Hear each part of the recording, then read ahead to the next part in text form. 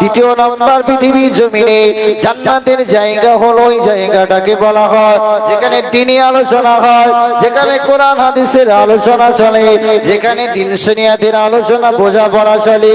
ও আমার সাহাবীরা, আমি রাসূলুল্লাহ জানিয়ে দিলাম ওই জায়গাটা হলো ক্ষণস্থায়ী পৃথিবী জমিনে জান্নাতের বাগান। একটু জোরে বলেন না সুবহানাল্লাহ। তাহলে দেখতে পাওয়া যায় আমরা কিন্তু এখন সৎ কাজের সাথে জড়িত রয়েছি।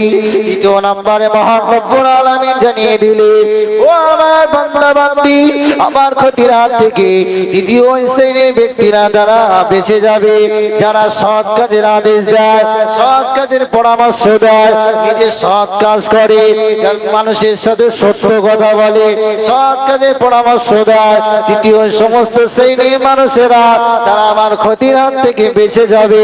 চতুর্থ নম্বরে বললি, ও আমার বান্দা বান্দি দল, শুনে রেখে দাও বাবা, আমি আল্লাহ আমার ক্ষতির হাত থেকে চতুর্থ নম্বর ওই শ্রেণীর মানুষেরা বেঁচে যাবে যারা বিপদের সময় ধৈর্য ধারণ করে, অসুস্থতা দিলে তারা সবর করে, কোন বিপদের সম্মুখীন হলে আমার বান্দা বান্দি আমি আল্লাহ আমাকে স্মরণ করে, আমাকে দুটো হাত তুলে জানায়, ও আমার রব, আমি এই সমস্যার সম্মুখীন হয়েছি, আল্লাহ আপনি আমাকে ধৈর্য আপনি আমাকে ধৈর্য ধারণ করার তৌফিক দিন। ও রব, আপনি আমাকে এই সমস্যা থেকে আপনি সমাধান খুঁজে দিন।